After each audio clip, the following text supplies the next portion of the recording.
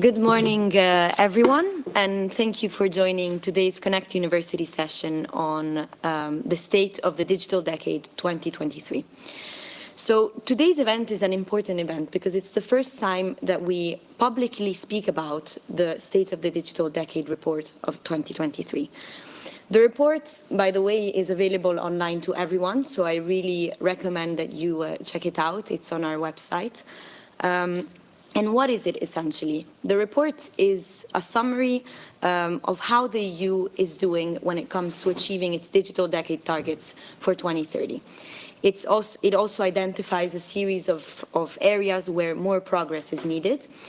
And it also gives concrete recommendations to member states in order to achieve these targets on time. So today's session really is positioned in a strategic moment because it's in between the publishing of the report at the end of September and the expected date for the submission of the national roadmaps by the member states. So all these milestones and technical terms might seem a bit unfamiliar to some people, and that's precisely why we have decided to hold this session. The goal is basically today to inform you about the existence of this report, put it into context within the Digital Decade Policy Programme, discuss some of its main findings. So we will talk a bit about competitiveness, technological leadership, resilience, sovereignty, and last but not least, we will have a panel discussion at the end of the session to discuss with some experts in the field who are working with projects to deliver and to achieve the targets that we have set out. Because as we know, it is one thing to talk about digital transformation, it is a completely different thing to actually know how to do it. So because we don't have much time, I will directly move to the introductions of our first speakers in the first part of this session. We will begin with an introduction by Camilla Klock, our Director of Digital Decade and Connectivity at the European Commission, which will be followed by a keynote by Matias González Martín, Secretary General for Telecommunications at the Spanish Ministry of Economic Affairs and Digital Transformation. So both Camilla and Matias have been following the Digital Decade Policy Programme since the beginning, and they know it inside out. So I will leave the floor. To Camilla. Just one housekeeping thing. Participants, you are welcome to introduce your questions directly on Slido. We will have a short Q&A after the panel discussion, and all the slides and the recording of the session will be published on our YouTube channel. So Camilla, the floor is yours. Thank you very much, Lavinia. Hello, everyone. I'm very happy that I can open this Connect University session on the State of Digital Decade 2023 report. And welcome to all of you here in the room, but also online, where I hear that we have more than 750 people joining. So it's a very impressive number, and we are very happy that you are joining us to hear about the report that had been prepared by many colleagues in this room, but also not only in this room. It's impressive analysis that I really recommend that you read. It's also impressive in terms of the number of pages and the work that was put into it. It's more than 800 pages of very, very solid analysis where we are in terms of the state of the union in digital transformation and where we are in terms of reaching the targets which we prescribed by 2030, but also a lot of other materials that are related to that. We have also published the EU trajectories for the targets that are enshrined in the digital decade, which shows where we are and what is estimated trajectory and where we can reach the 2030 targets, but also indicating the gaps where we are behind. But all of this would be very much described by my colleagues, so I will more focus on the context of this report. So please, the next slide. So first of all, what is important to mention is that this initiative, Digital Decade Transformation, is very much stepping out from everything what was envisaged by this college. As you know, President von der Leyen from the beginning wanted to build the mandate of this college based on two transitions, one digital, one green transition. And here what we prepared in terms of digital decade is basically following her call in 2020 State of the Union speech, where she was calling for the digital decade and made the digital transition one of her key political priorities. So indeed, it's this continuity from her priorities that she announced at the beginning of the mandate. What is super important, and I think what makes this process unique, apart from Energy Union, where we had such a process established in the previous mandate, we don't have really this kind of governance process established in other sectors. So digital decade is one of the first governance processes which are really, really focused on what is happening in terms of digital transformation. And what it also makes it unique, it is based on clear targets, but also clear objectives. I will mention some of them. And when you look at the report, we cover both. We look both at the targets, but we also look at the bigger picture of surrounding objectives, which are broader than per se the digital targets. And all of this is very much enshrined in our goal to ensure that the EU will keep its technological leadership, but very much based on the values that we very much care about and want to make sure that they will always be enshrined in whatever policies and regulations that we are doing. What we did after, so the first thing that we have been preparing after the speech of the State of the Union speech of President von der Leyen, we prepared the communication, we prepared the vision where we would like to be. But after that, we needed to make sure that we will have a follow-up, that we have legislation that will allow us to take this governance period, the governance forward.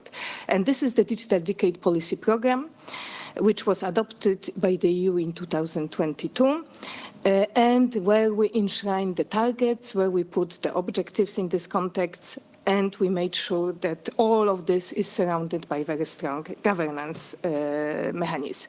I'm saying strong because it's the first one. I wouldn't call it strong in terms of the way we want to work with member states, because it's quite the contrary for us. The mechanism that we have in mind is very much collaboration. It's very much jointly reaching the targets that we achieved, that we basically established together, and objectives, rather than racing towards them or basically pointing to the problems by specific member states. What we are rather doing, we would like to work very closely together, because these targets, these objectives are for the entire EU, and they should not be based on basically a race between the member states. It's rather collaboration.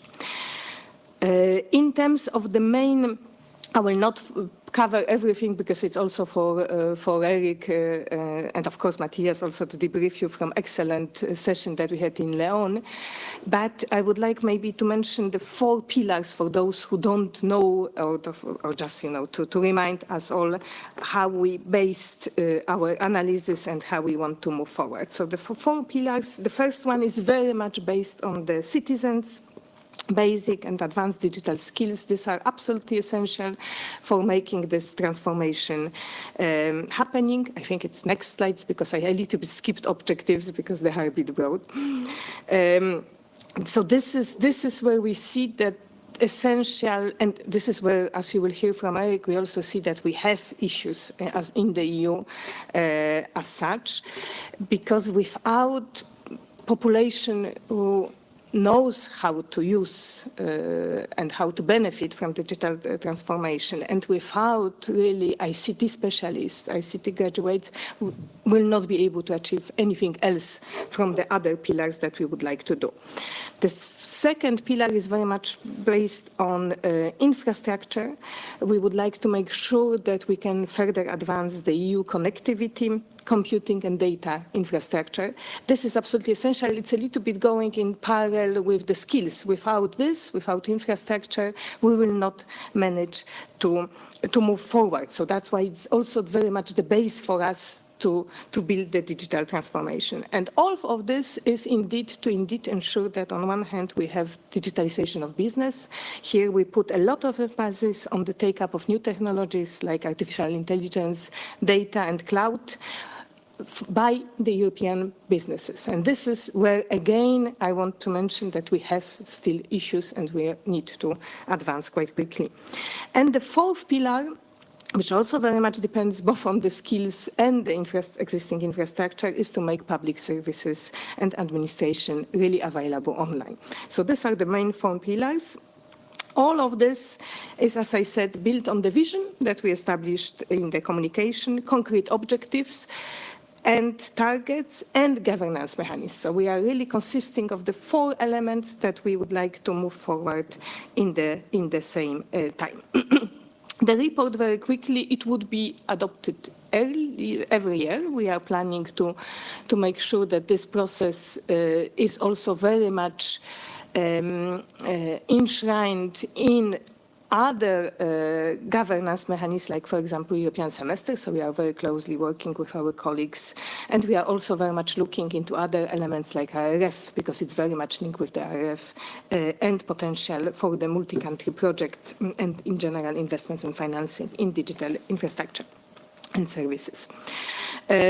What is important is that each year after we adopt a report, which would be this comprehensive picture that you had seen now in the first report, maybe a little bit less pages because this was the opening report for the digital decade. I think in the next months we could be a little bit more focused because we'll have also more information coming from the member states. They are now preparing on the basis of this report. Some of them already prepared, some of them are in the process of preparation, their own roadmaps, how they want to get on the member state level to achieve the targets and objectives, how they respond to some of the recommended actions, because we made some recommendations towards member states where we had seen already some potential gaps and action that is needed, but we also made these recommendations to all of us because we made a lot of recommendations that you will see in the report are very much addressed to the EU as such. So it's also for all of us homework, for the Commission, for the Parliament, for the Council, but also for all the stakeholders to make sure that we can progress.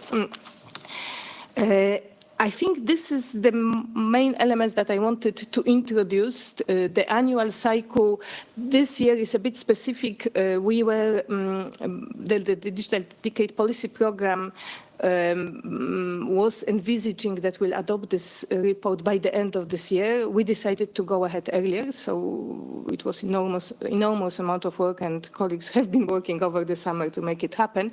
But as you know, we managed to adopt it in October.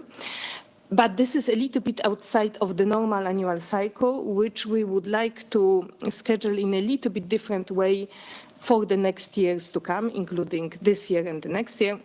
So we are now, this is a special year because in response to the first report, we are expecting the national roadmaps by the member states, which would be not one go, because the member states in the future can come back to us with the adjustments to the roadmaps, but it's also extensive and big project for them to prepare such a roadmap in first time, a little bit like for us to prepare this report. On that basis, we are engaging, and we already had some sessions with the member states under Digital Decade Board to discuss the report in detail, to discuss the roadmaps.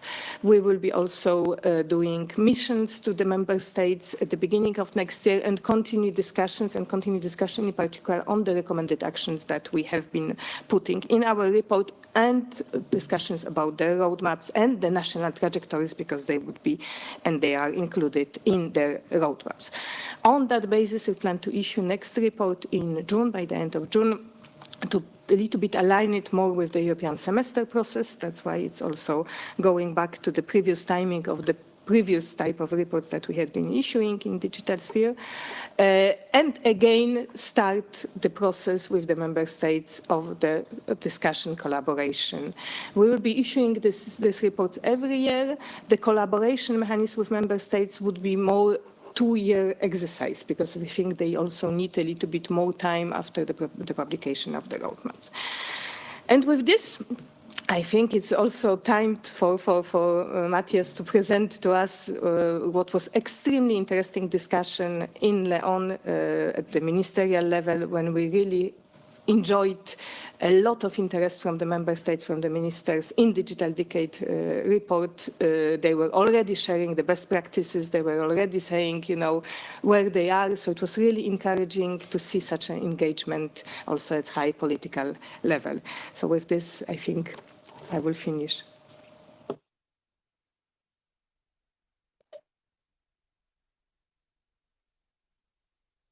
Thank you, Camila, and thank you, everybody, for inviting me to participate in this session. It's a great pleasure for me to be here with you today, even virtually, because the circumstances, as you know, are quite complex at this moment in Spain. So it's difficult for us to travel and to participate ahead in sessions like this. But I wanted to have the opportunity to be here to say a few words on the relevance that the Spanish government and the Spanish presidency has given and gives in general terms to the Digital Decade policy program as one of the fundamental pieces of the strategic sovereignty objectives of the EU, and as one of the key elements on to build together a common understanding of our targets on the digitalization process, which is, I think, fundamental and basic for all the member states to build a common future in the coming years and decades. Before the launch of the Digital Decade Policy Program in 2022, different European countries had uneven targets and plans, and some of them didn't have any plan, a strategic vision. In a few months, I have to say that most of the countries we have seen that, including my country, Spain, have already national plans fully consistent with the Digital Decade plans, with the Digital Decade targets. And this is the main achievement of the... Sorry, Matthias, we can hear you very lightly. I don't know if it's a problem with the microphone. So you come, the volume goes up and down. Sorry, but I'm at maximum level, so... now it's better. Now it's better. Thank you. That's better. Okay. And try to speak closer to the microphone. Well, the relevance of the program for the EU is such that, as Camila mentioned, this was one of the main topics that we included in the agenda of the informal meeting of the ministers in León last October 24th. And the session was really active and with a lot of participation, with a lot of ideas, and I think this shows the implication of the highest level of the political stakeholders on the program. The conclusion in León was clear. I think there was a clear consensus that thanks to this program and thanks to the way that Camila has described the different targets, roadmaps, and monitoring processes that the program has established, we will be able to make appropriate decisions and take the correct actions when necessary to get the common objectives and the common goals.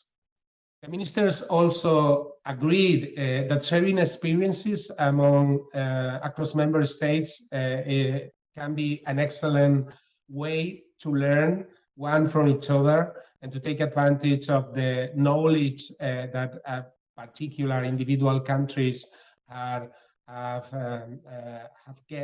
got in the particular implementation of some actions and some measures. The Digital Decade Board representatives met also last week in Brussels. Camilla also mentioned this has been one of the first coordination meetings, because we expect many more to come to put together all the expertise and experiences that the different member states can put together and build a common way to move forward. I wanted also to take opportunity of this participation to give a very brief picture, a very brief description of the situation of Spain as I would say a good example, even a potential best practice of implementation of the digital decade program. We've been working from many years ago in a connectivity program in different areas, and the Recovery and Resilience Fund has been a very good opportunity to enlarge some of the measures and to accelerate some of the policies that we have already launched in the previous year. On fixed connectivity, Spain is at the forefront of the fiber access in the EU. This is reflected in the report just published, as Camilla has been presenting, particularly in FTTP, in fiber to the premises. We have been able to eliminate the digital divide between urban and rural areas in 10 years, and in almost 10 years. In 2013, the coverage, the broadband coverage of at least 100 megabits per second in Spain was above 50% of the country, in particular 52% of the country. And currently, in the last report, we are at 93% of the country. So more than 40 percentual points of increase in almost 10 years. This is thanks to some programs that we have put in practice in the last 10 years, programs to increase the broadband coverage with public aids, but also with some regulatory measures facilitating the private investment, because this cannot be achieved only by public effort, for sure. This is, of course, the public subsidies are relevant, particularly for the less populated areas, for the most rural areas, for areas where private investment is harder for operators, but the effort of the private entities has to be aligned with the objective, and has to be a comprehensive set of decisions in the different aspects. Talking about the subsidies, the public aids, we have put in the market more than 1.6 billion euros in 10 years. 1 billion before the recovery fund, and 500 million euros in the last 3 years, with different initiatives to increase the coverage of broadband networks, particularly in these more isolated and rural areas. This proved that the public decisions can have an impact in in coverage and in connectivity for sure, and can have an positive impact in competition in the market and in the increase in coverage in other areas, not particularly in those rural and isolated areas, but in the rest of the country. As next challenge is the digital decade target of 100% of very high capacity network with gigabit network. We are still far from that target, but we think that we are in a good position and is an achievable target for us. On 5G, mobile connectivity has always been kind of different for Spain. At least we contrary to fixed, we have been historically and had an average performance. We never have been leaders on mobile connectivity. However, the deployment is now being accelerated as in the case of fixed connectivity with a set of measures in different levels. First of all, in the regulatory decision, for example, rearranging the 3.5 gigahertz band, which is a very relevant measure for operators to be able to have contiguous spectrum in this band to roll out 5G with proper technical conditions, and also putting into the market the rest of the priority bands, the 700 megahertz band, particularly because it's the most relevant for coverage in most, or will be the most relevant for coverage in most of the country. To incentivize private rollouts in 5G, we have included in these licenses, in the 700 licenses, some coverage obligations, particularly in municipalities above 50,000 inhabitants, and also in main roads of the country, in ports, airports, and other strategical locations for transport, for economical conditions. We have also included some a reduction on annual tax in 5G band, thanks to the recovery funds.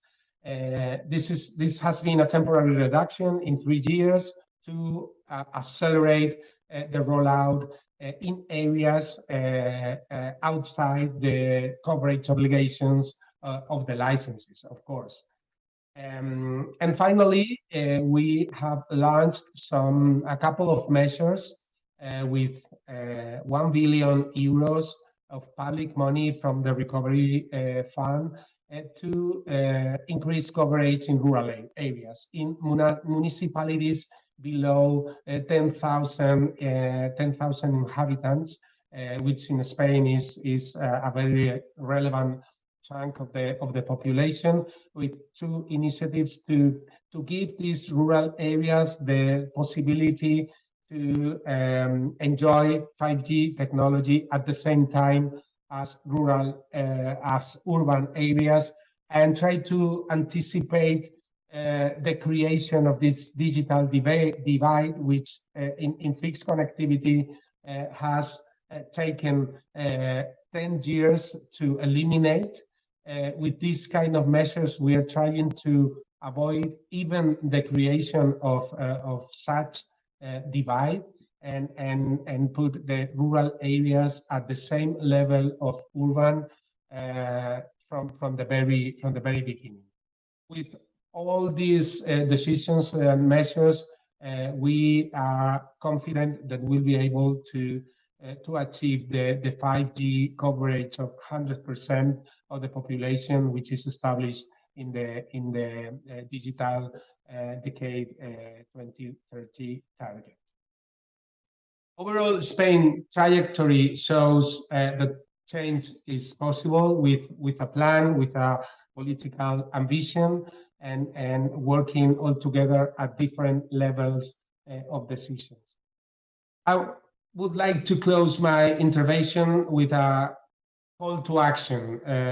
We will not achieve the 2030 targets by just doing business and telecom policy as usual.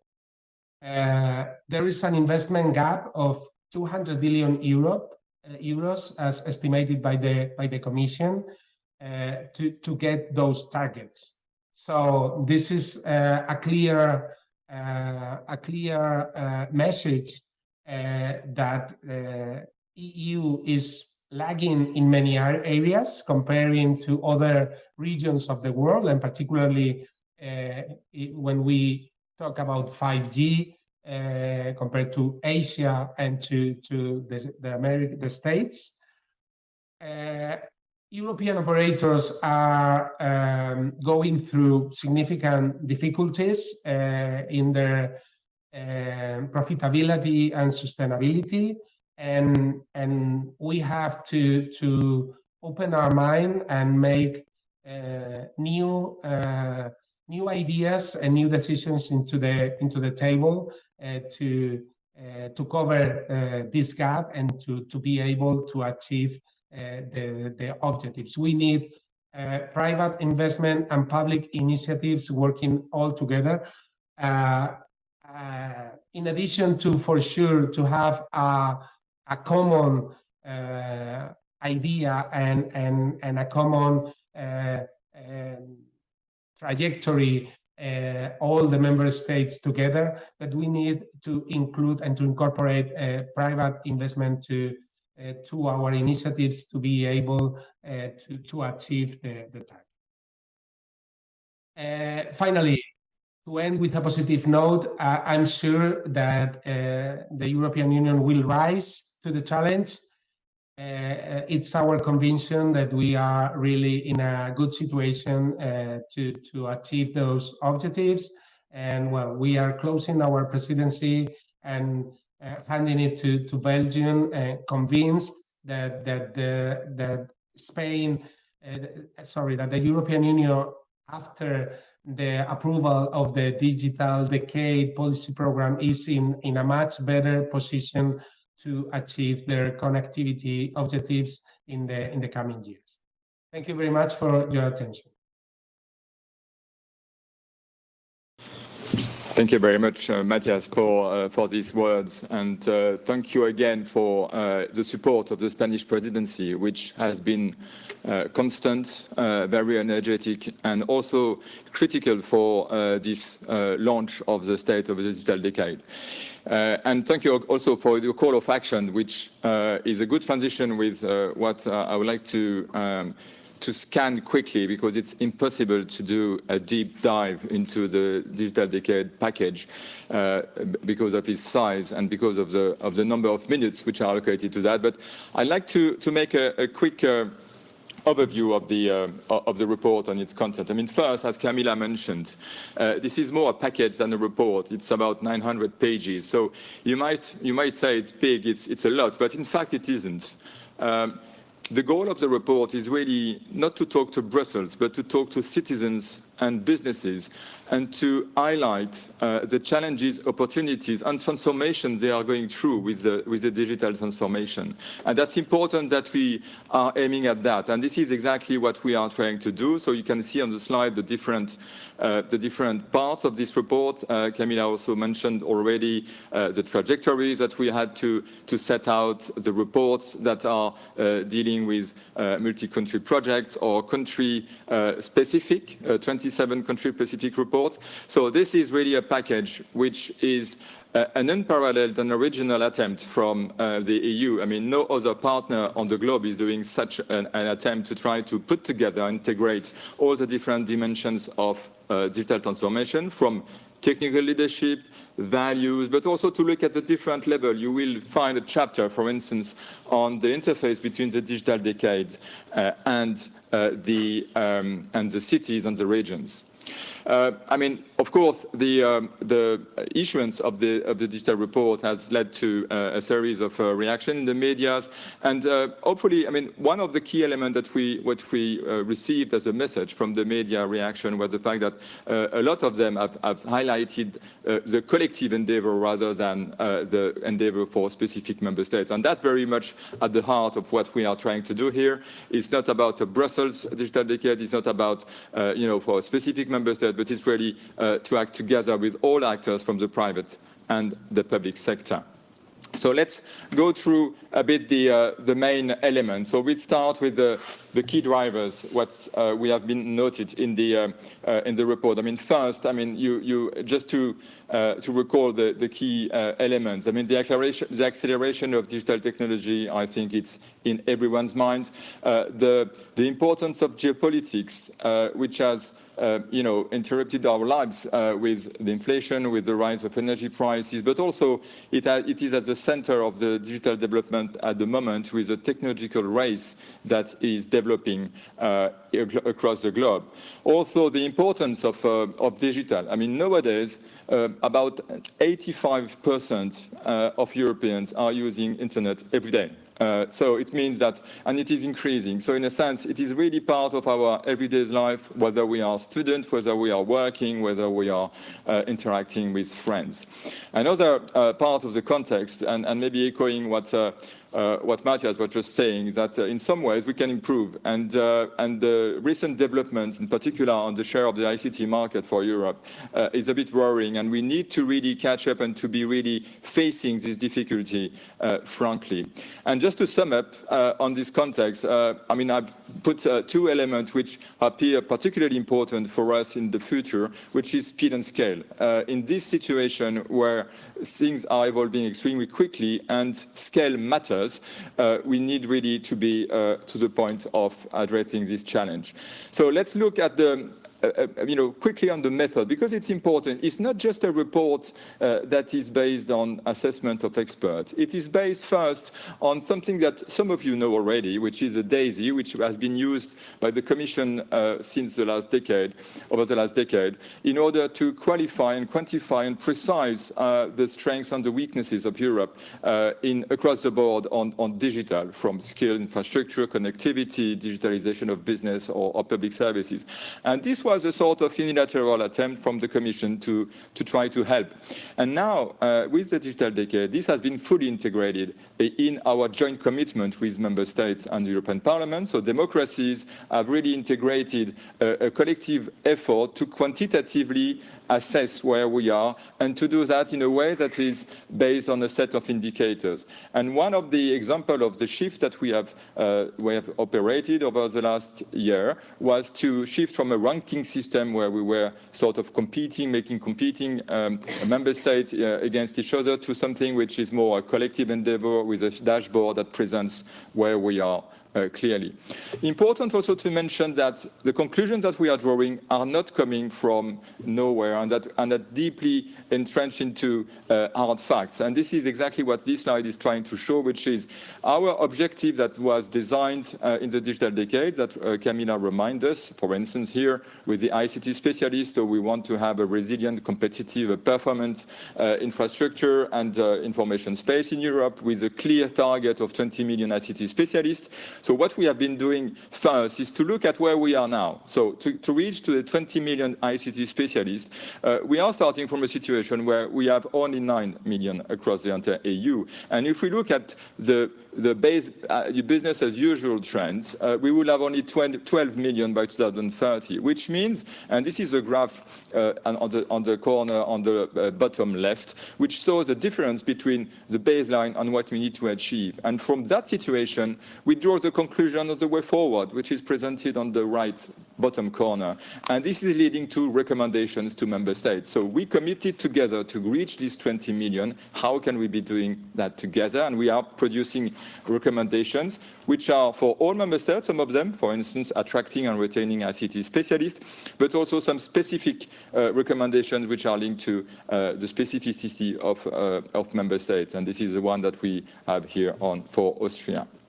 And we also do the same for issues which are not quantified, like resilience. We all know that, since COVID, we know that resilience of supply chain, making sure that we can have the critical raw material that we need, that our industry is being equipped for a better and more strategic autonomy industry. We need to move forward and to act. And this is also what we are proposing based on analysis of the situation with the example of the recommendation that I mentioned here of a joint stress test capacity to monitor or anticipate risk that affect the whole digital ecosystem.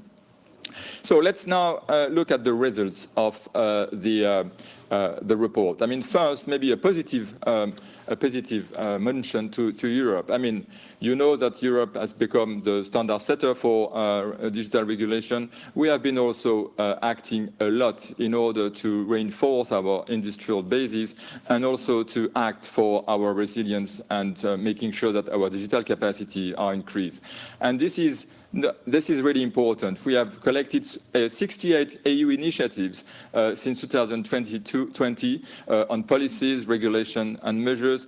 And we also have realized and developed the intervention of Europe with funding, which is now up to 165 billion of EU funds, which have been mobilized in order to reach the target and objective.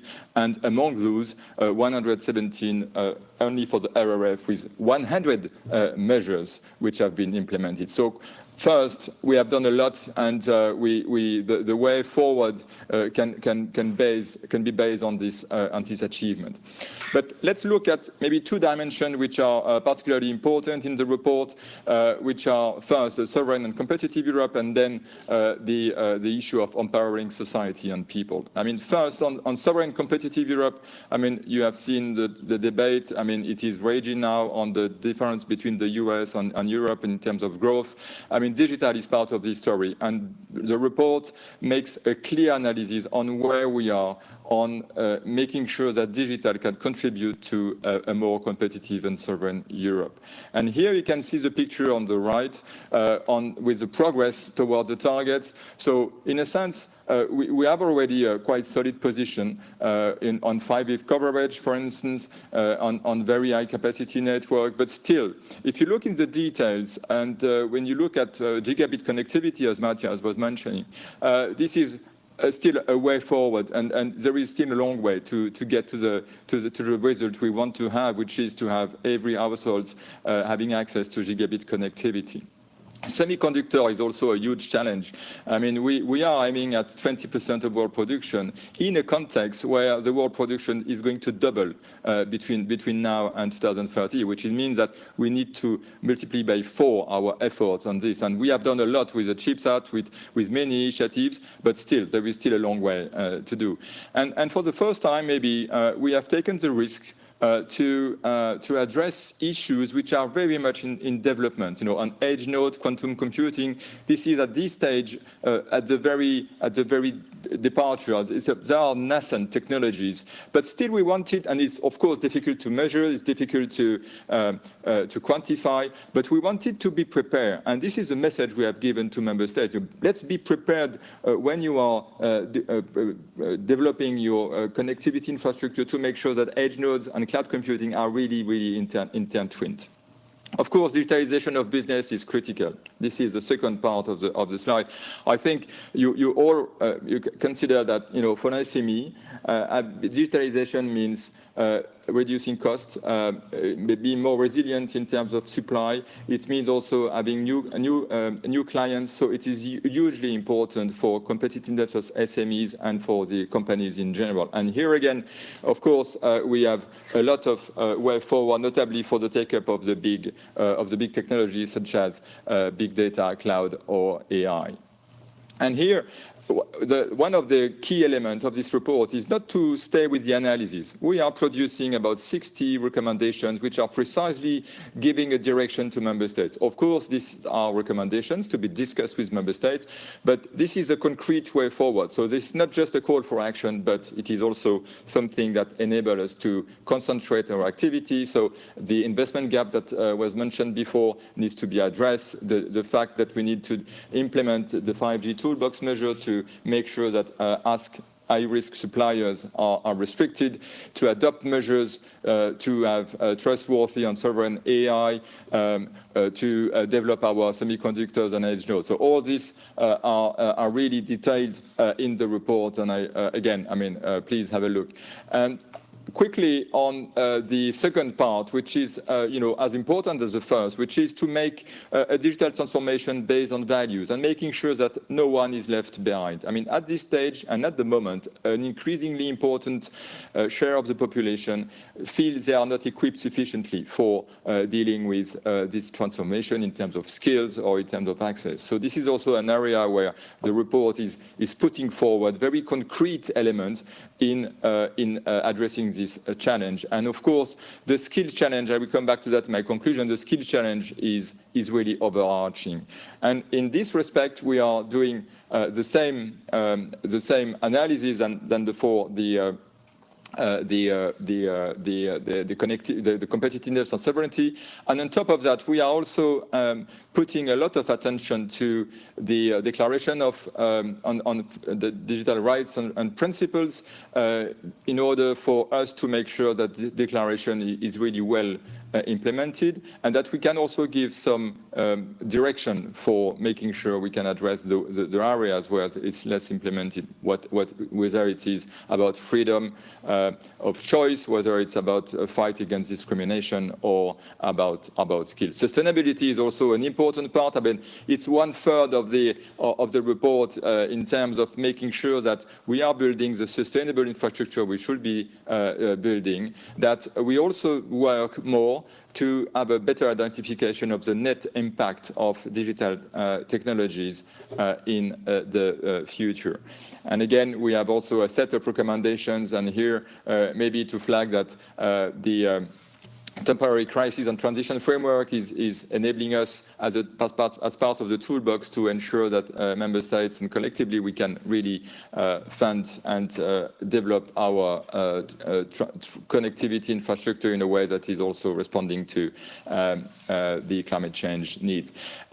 Very quickly also, one of the key elements of the digital decade is to facilitate concretely the work between member states on concrete multi-country projects. And you can see here the multi-country projects that are worked out by member states. And this is very much a member states-led project, but we are here to help. We are trying to accelerate the work. And you can see that there has been a flourishing of ideas and concrete projects from member states, from blockchain to mobility and logistics data, and of course, Alliance for Language Technology and AI, cybersecurity. So all these projects are very concrete. This is about developing new infrastructures with a sound legal basis and a legal possibility. So really to own the infrastructure together in a way that we can move ahead. I will not dive too much on the next steps in the sense that Camila also already mentioned, but we are going to discuss, I mean, this report is part of a governance cycle where we are going to discuss with member states. So it's not just a report, in a cupboard and somewhere. It's something that is being discussed for policymaking and for priorities. And this is what we are doing. And this is what Matthias was referring to when mentioning the Digital Decade Board last week. But of course, we are also now preparing the rest, which is the next report, which will be issued in 2024. Next year. So maybe just to recap, and if you have to take 10 takeaways from the report, please don't forget those. So that's first, that a digital transformation that is based on our values and our interests is not automatic. We need to work for that. We need to really engage and collectively work. Second, this is not our digital transformation. As I said, this is a transformation of a startup. It is a digital transformation of cities, and we will hear from the panel later on. This is a digital transformation for citizens. So this is a collective endeavor, and we are trying to shape a society where everyone has its place, not only to get access to the benefits of it, but also to play a role to flag illegal content or to be a business developer. There are still a big effort to be made on the long term to improve EU's position as a global digital ecosystem. We need to depend less on external partners. We need to have more global players from Europe. This is really important, not only for competitiveness, but also for fighting our values, because as you know, code is law, and the law that is enshrined into code in new applications is reflecting our values. So it's important that we have big players that reflect our values. A positive element on human-centered digitalization of digital citizenship, which is in the making. I mean, the flourishing of regulation is really amazing, from Europe. But now we need to focus on implementation and to make sure that it will be implemented in practice. We still have some risks for some trajectories. Digitalization of SMEs and digital skills is critical. The investment gap remains significant. The launch of the EDIC is a success, and digital can be the best ally to greening. So this is a bit the takeaway that I've put together for you today. And I think with this, I'm closing my intervention and leaving now at least the panel to discuss more in depth some of the elements of this report. Thank you very much. Thank you, Eric. Thank you very much. It was a very comprehensive summary, and all these slides will be shared with you. You can also consult the report, as I said before, online. We had planned a short break, but I don't think we will have time for that. We will move directly into the panel. It was a lot of information, so basically what we aim to do here in the panel is try to get into the nitty-gritty, let's say, of the report, and also hear a bit from our panelists what they think. So for me, the aim is really to have your frank assessment of the report, to ask you what you think would be the priorities for the year to come, so for the next report, but also to focus on ways of making sure that we don't leave people behind in the process. Because I remember in one of the previous Connect University, the MEP Martina Della who was following the file very closely, she said, we need to make sure that we have the trust of citizens, of member states, of businesses, and we need to make sure that they see that there is a relevance in this change, and that while also knowing that their basic rights are being respected. So let's move directly into, I'm presenting very briefly the speakers. Some of them are online, some of them are here with us in the room. So I'm pleased to have with us today Solveig Hieronymus, a senior partner at McKinsey, Sophie Woodville, digital policy officer and advisor at Bordeaux Metropole, Brendan Rowan, who is coordinator of the DEP project leads, Isabel Helenic, chief technical officer at Infobip, and Alessandro Gropelli, deputy director general at Etno. So I had planned to ask you all what you think about the report, but I'll move directly into my first question. My first question is to Solveig and to Alessandro. So maybe Solveig, you can begin. What has most struck you about the report, and where do you think we absolutely need to improve? Well, first of all, let me congratulate you on actually putting this together, putting out the first report, and actually doing this on behalf of Europe, because this is complex. It's a complex field. The whole field of digital and digital transformation across 27 member states is a complex endeavor. It's a fast-moving endeavor, and it's also an endeavor that's actually not completed overnight. And maybe I'll get back to what struck me about the report the most.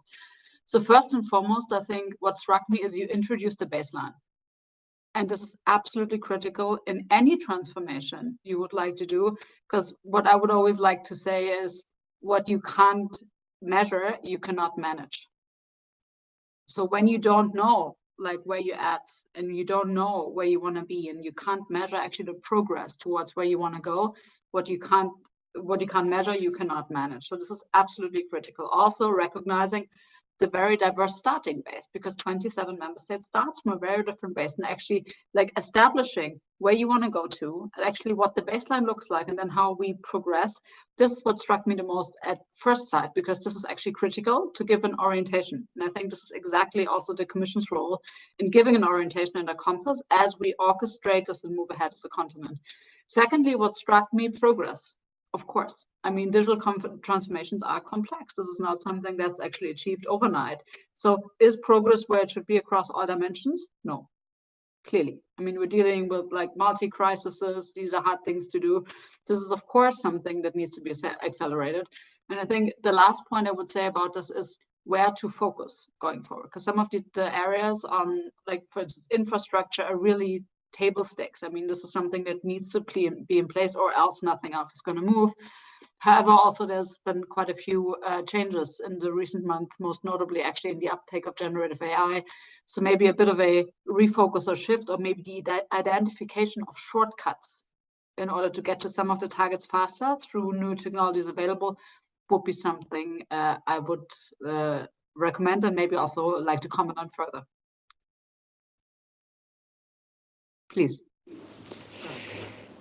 Thanks a lot for the invitation. I'm Alessandro Groppelli from ETNO. It's the association that represents the main European telecom operators in Europe since 1992. Thanks a lot, Solveig, for the insights.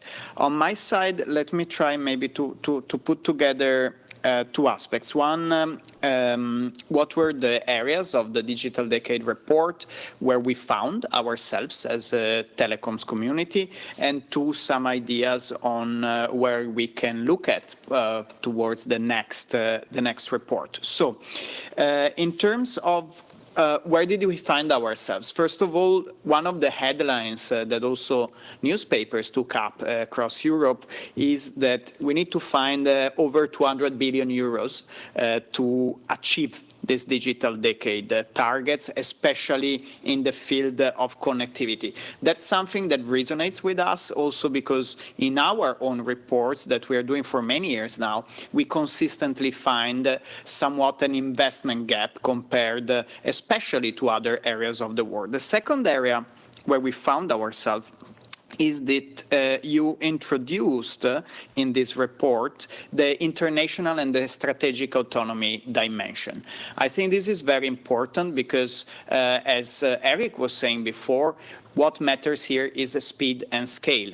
And why do speed and scale matter? Because we are competing with other areas of the world. So it's not neutral to get there 2 or 3 years later than another area in the world, and it's not neutral to be small when the others are big. Third area where we found ourselves is also that you called for member states to take action, and you gave them some recommendations.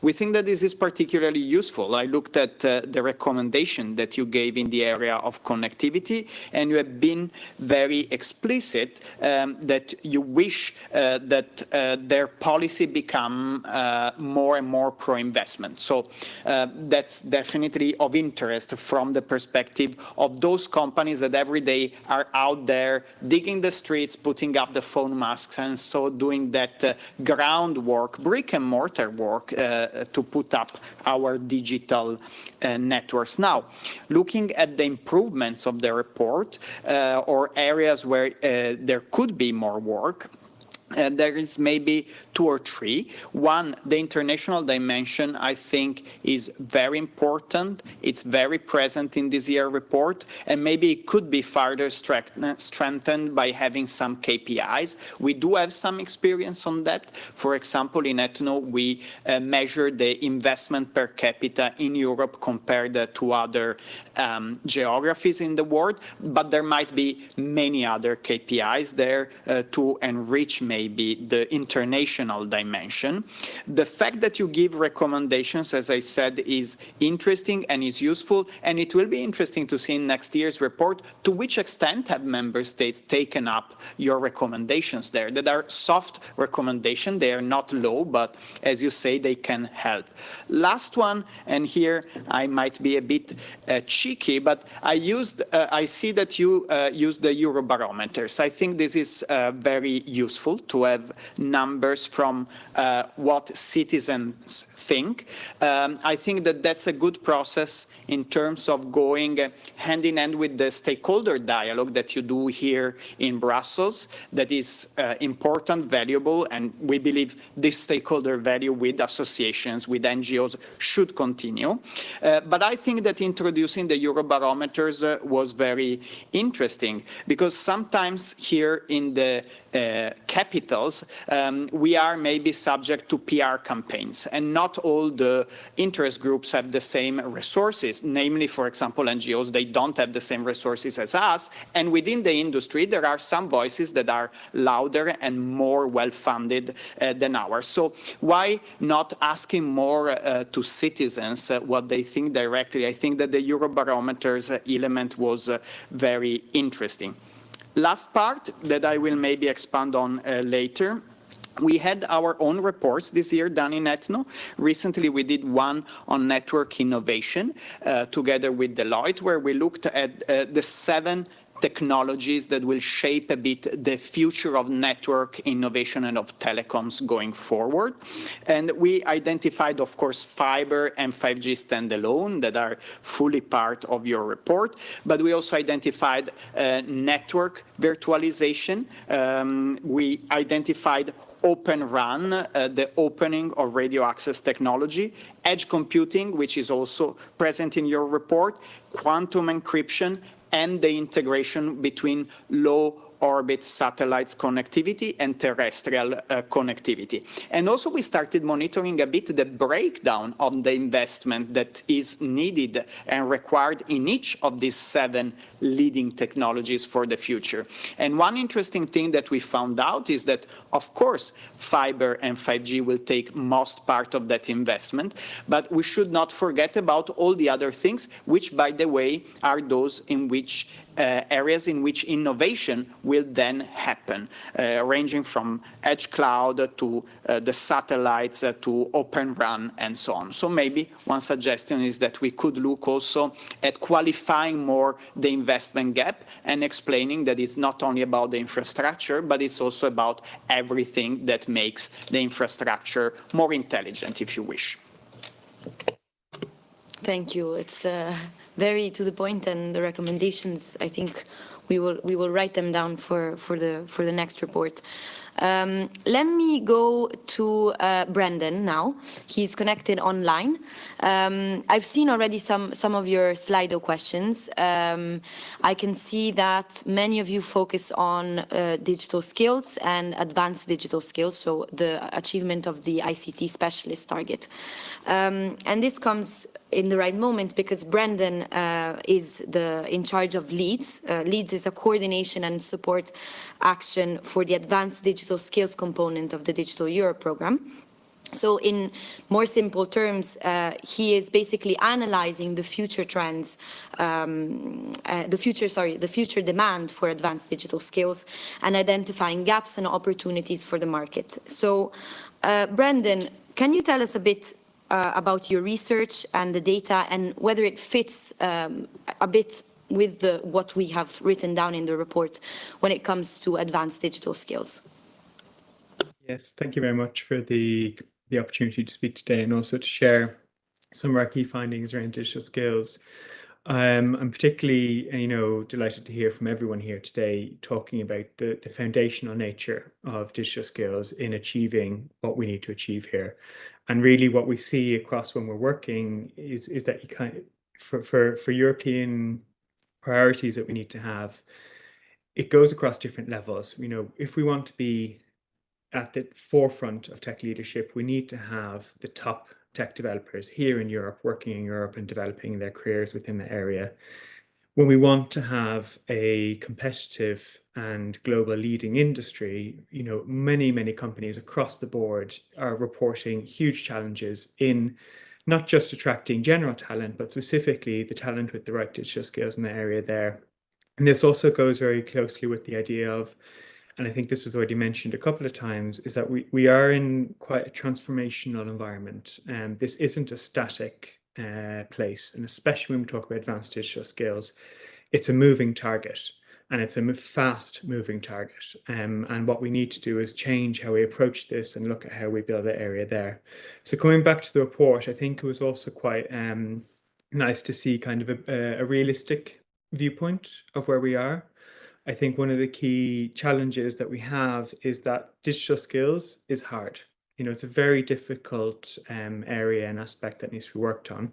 But one of the things that I picked out from the report, of course, is the foundational nature of the basic digital skills that really is core of our inclusivity and ensuring that we as a society are able to develop and grow and that individuals have their place. And I think this is something that is very important there. It's covered.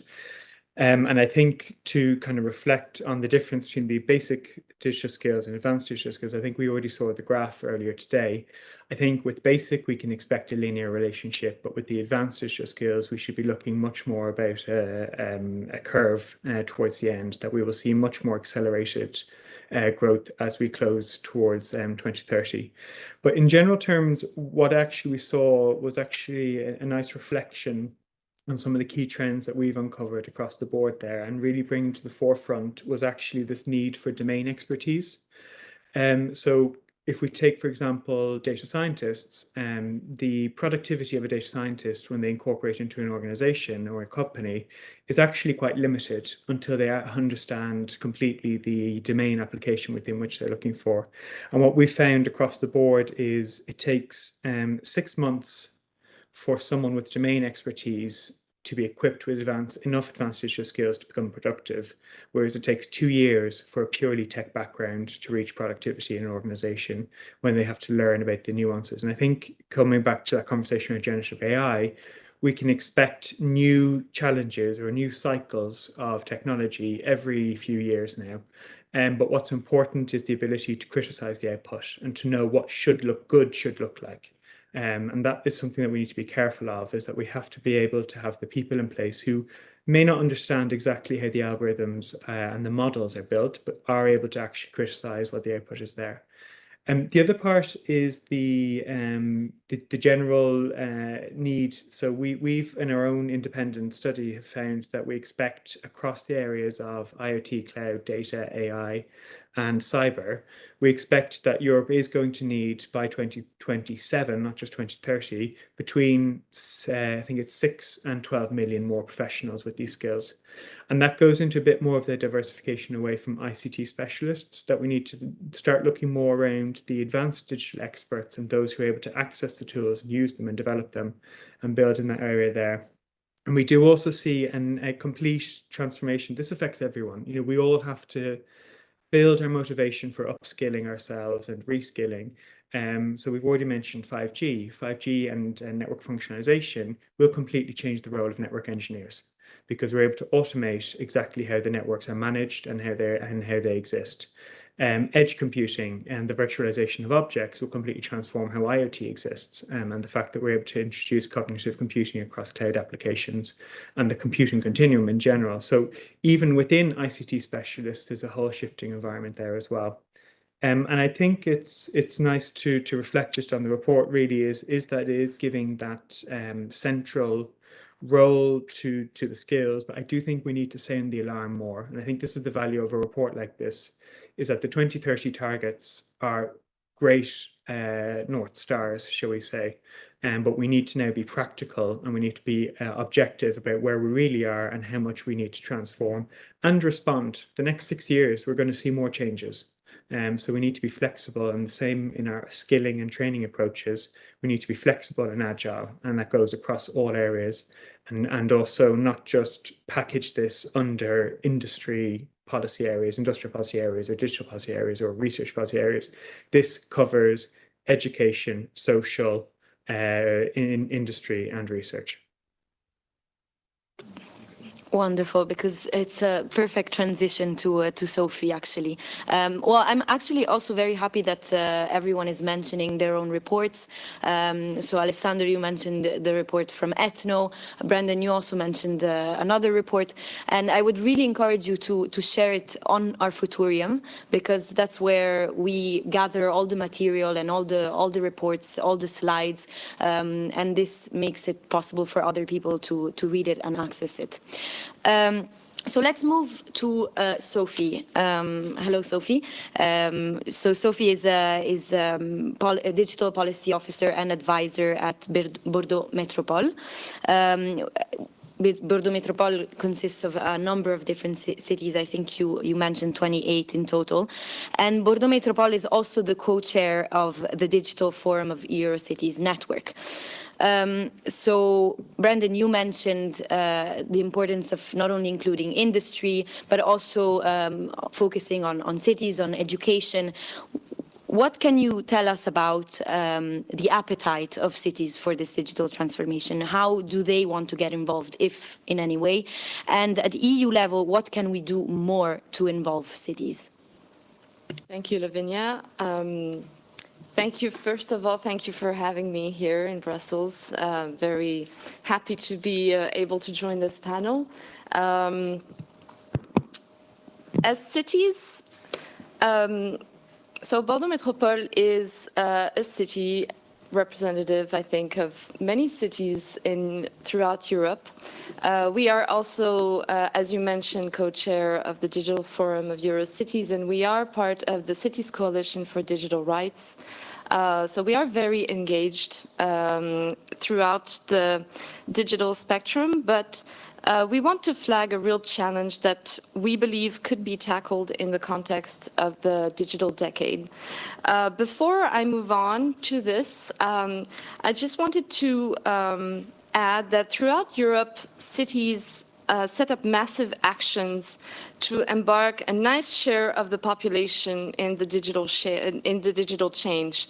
It's true in every city. It's particularly true, of course, in the cities for digital rights and Eurocities. And we see how critical the digital divide is becoming. We are measuring it. By the way, cities can contribute to fine-tuning the stats on digital divide at EU level, and we will be sharing our own report on the deck. And we want to add that the success of an inclusive transformation and the reduction of the digital divide will be critical for the cohesion and the mitigation of concerning trends linked to the feeling of being left aside, that feed actually defiance at political level. We believe that digital divide fuels populism. The social exclusion caused by technologies may compromise not only the success of the digital agenda, but it also may contribute to harm the very core of the European project. And we want to underline that not all cities have the means, the time, the staff, the money to address the digital divide. Most need to operate on this by emergency. Few have the capacity to look into, to make a thorough diagnosis of the situation, define long-term vision strategy, and launch ambitious projects. Some cities do, and we are very proud and happy to be able to do that at Bordeaux Métropole alongside cities like Barcelona, Rotterdam, Vienna. But the vast majority of cities in Europe do not have this luxury. And we believe Europe should use these cities as disseminators, as the locomotives to drive digital divide, digital inclusion in all European cities of all sizes and in all countries. Otherwise, the engines, the locomotives, the major cities, they will drive alone, and they will drive alone with no wagons to pull. And smaller cities will not be able to benefit from their experience and their support. So we believe that there is a need for European decentralized cooperation at city level. And I will, I think, get back to this a little later, but we are absolutely open to working on this, and I think that all the other driving cities on the topic of digital divide and digital inclusion will also be there to disseminate and work with other cities to tackle this issue, which is, again, a threat to democracy itself.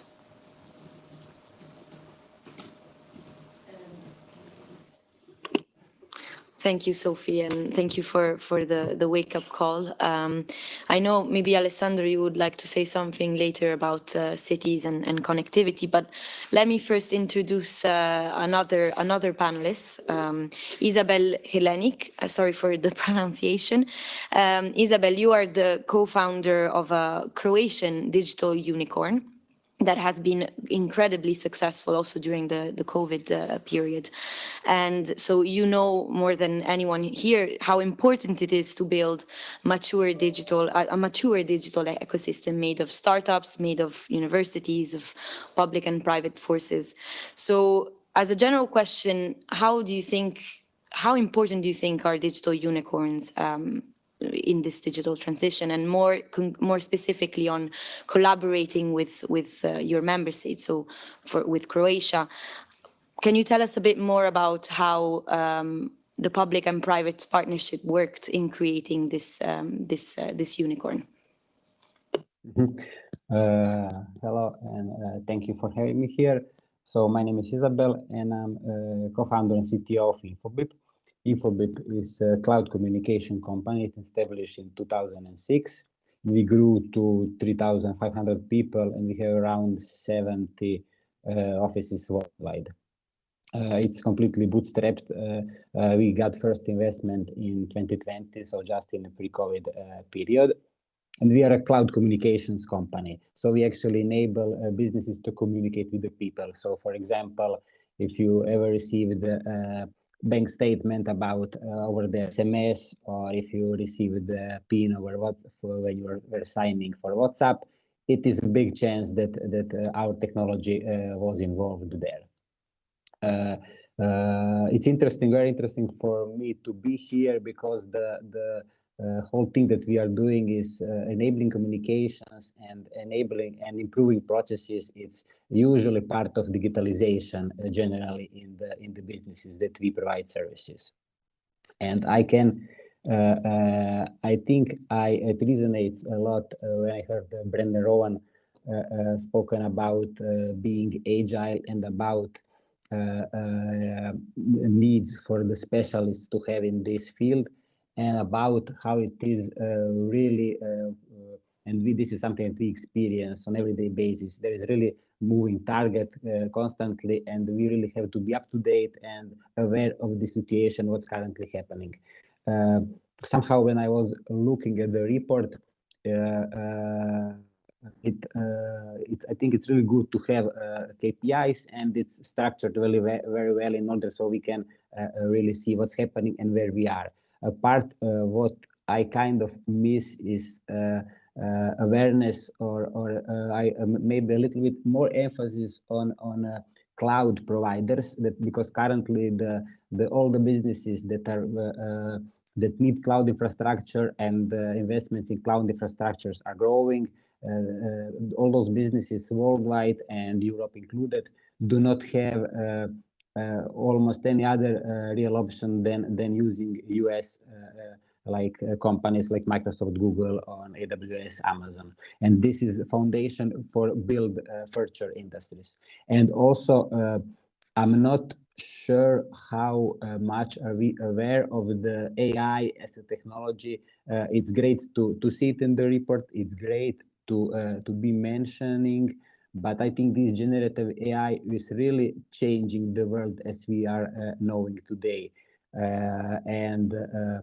Ability to, so we must be able to really keep the people and to enable people to come to our countries, to member states, and to be part of and to enable the companies here and to contribute to the companies that are working on AI, on data scientists, on those disciplines, because things are here changing very fast, and there are projections then in 5 years there 1/3 of the jobs that today exist won't be there anymore.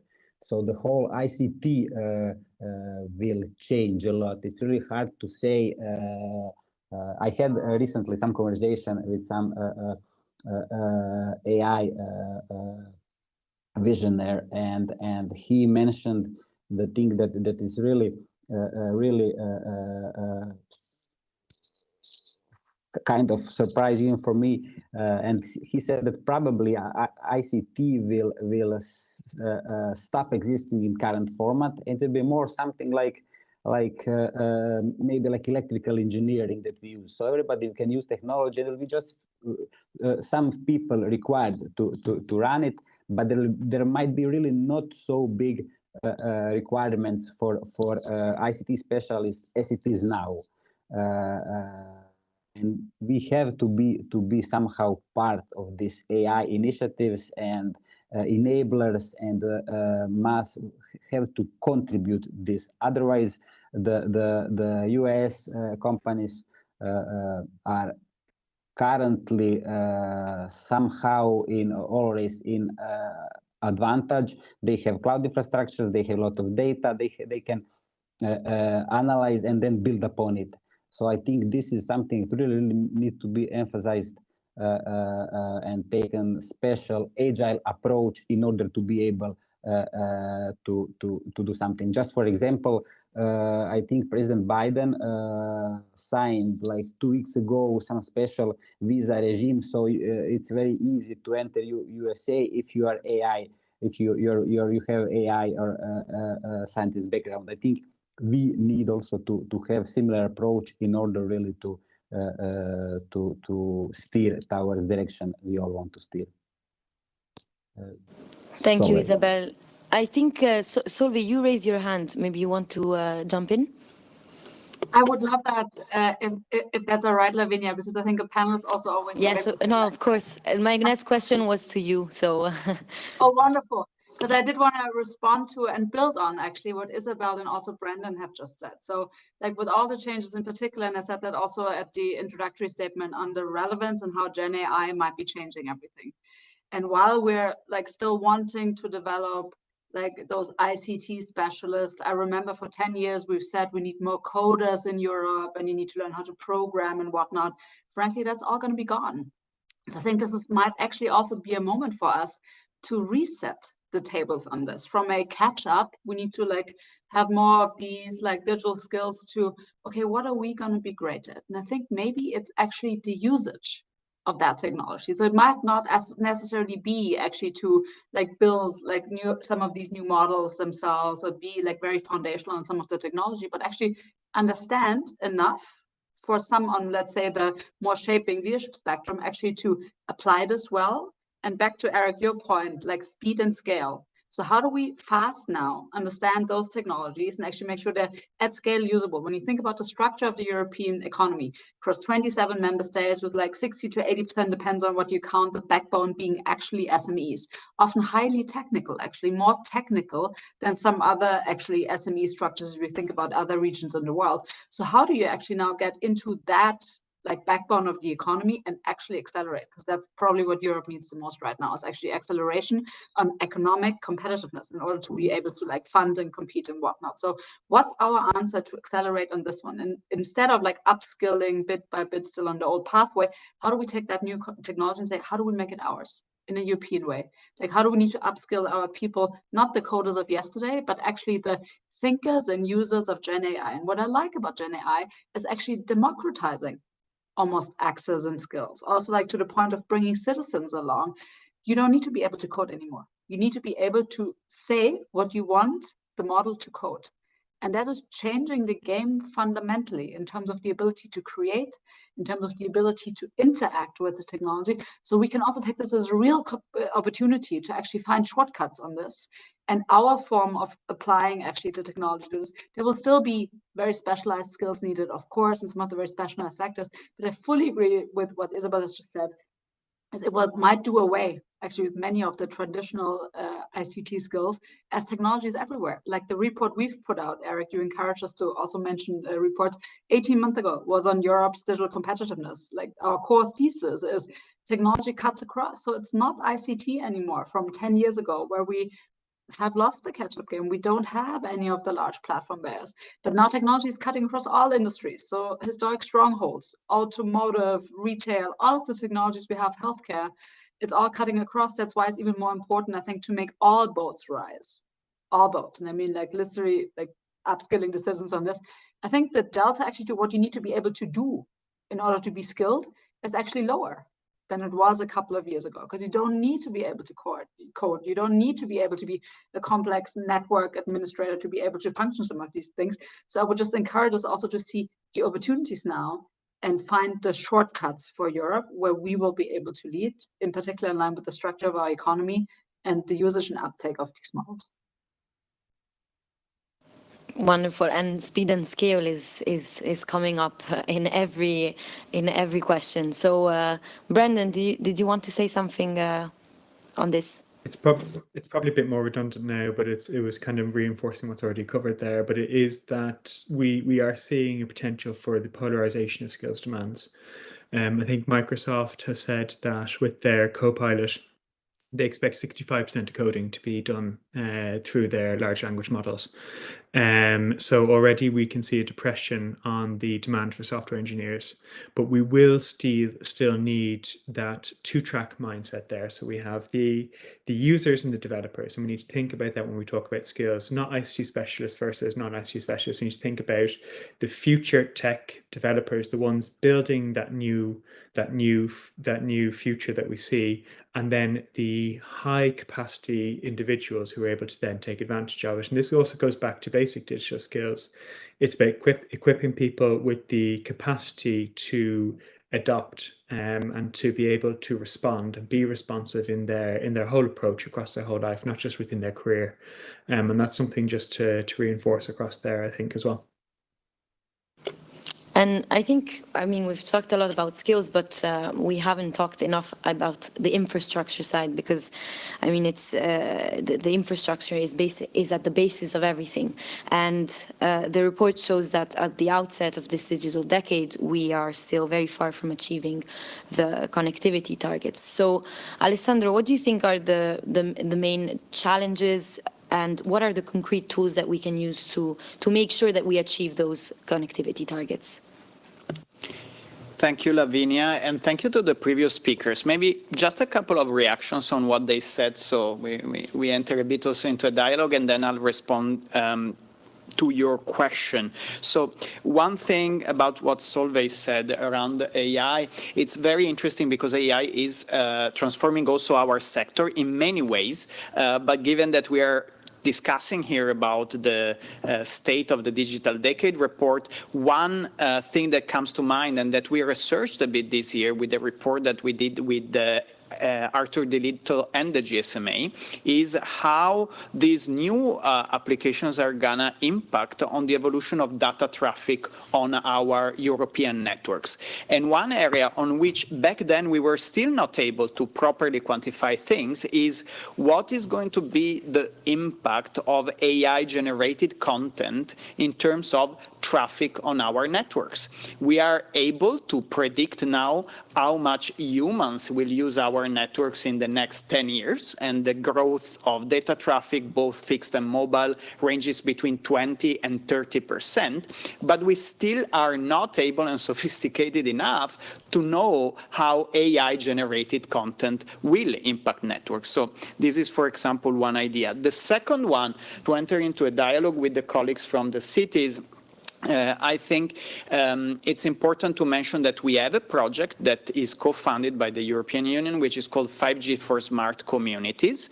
And I should mention, if there are representatives of cities and local communities or member states following us, just put in the search engine of your preference, 5G for Smart Communities, and you will see that there is a lot of resources on helping you to fulfill the call that will end in January for the Connecting Europe facilities. Basically, what are they doing? They are doing facilitation of projects that help adoption of 5G by communities to solve the problem the local communities have. Now, to your question on the infrastructure point, it is indeed the baseline of everything we are doing, and that's also what we liked a lot in this year's State of Digital Decade report. It comes across very clearly that the EU and the Commission are laser focused on ensuring that these infrastructure, fiber and 5G, are out there. The three things that telecom operators do every day and that concretely matter can be summarized in 3 ways.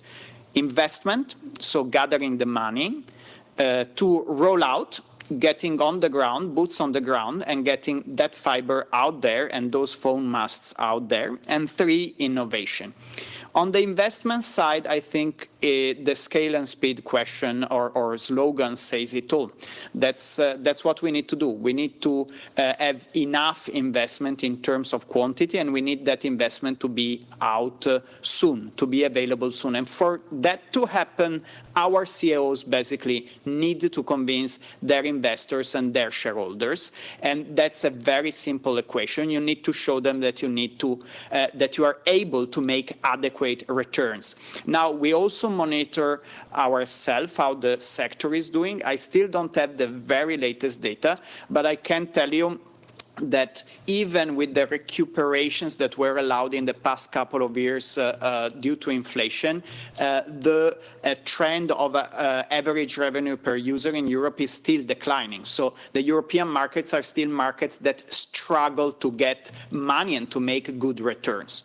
On the rollout question, I think that here there is a huge opportunity to collaborate more with the cities. Many of them, I'm very happy to hear what Bordeaux did. I know that there are cities like Dublin and Rotterdam. They are really working hands-on with telecom operators to say, hey, I'm going to make your life easier when you roll out. Come here to roll out your fiber first, because we are there to help you so that there is no red tape. They're almost competing. But now what we need is also the rules. And I think that here the Gigabit Infrastructure Act that the European Commission, Parliament and Council are negotiating right now is extremely important, is extremely relevant. If they manage to have a law out that reduces the cost of rollout, that makes it easier and that creates less friction in the rollout, then we will accelerate that speed.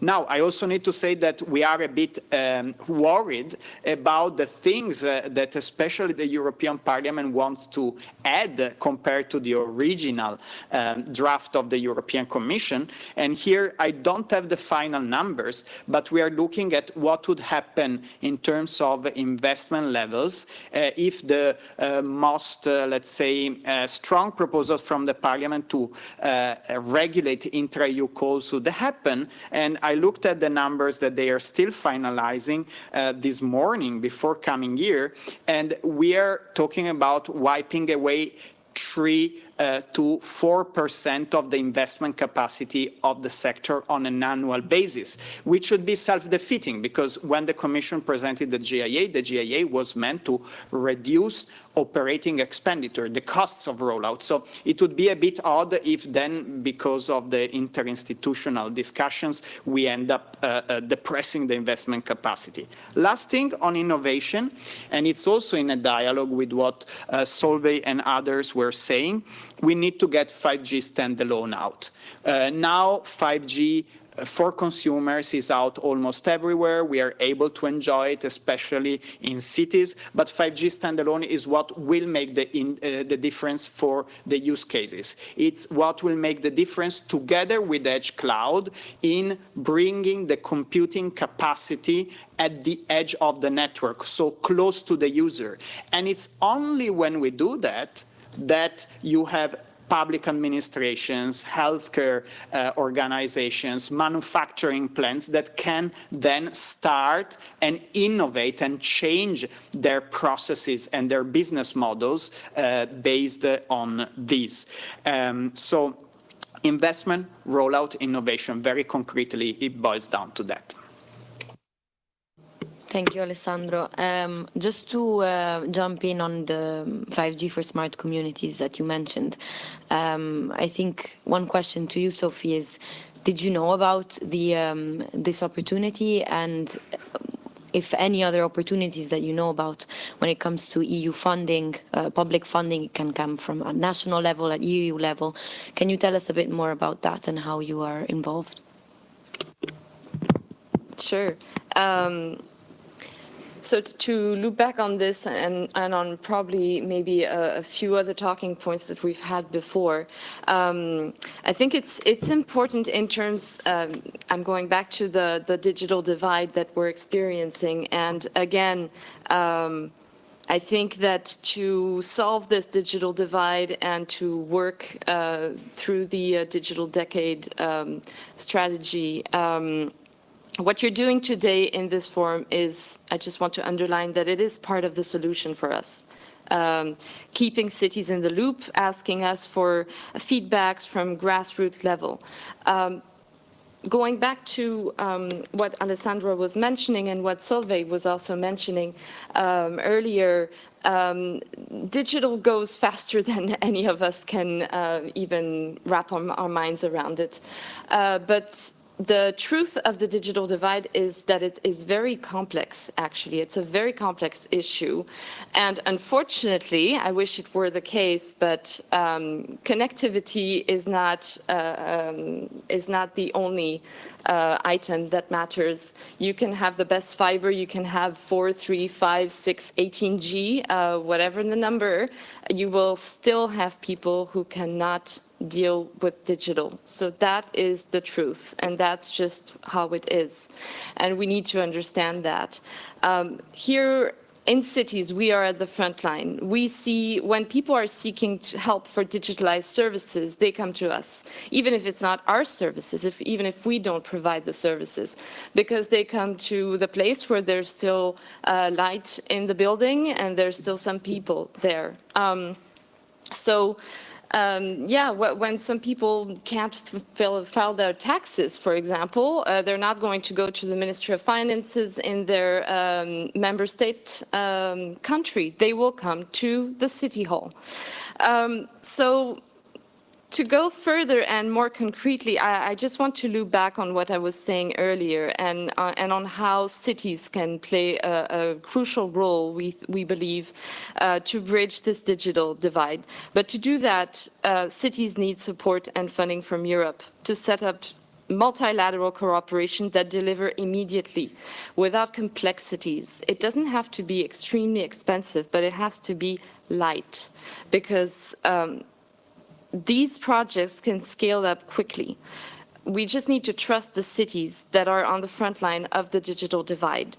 And for that, call for projects set by Europe to foster cooperation and create European consortiums where cities can network for a few years with other public and private actors to disseminate best practice. It's about taking the time to discuss, to exchange.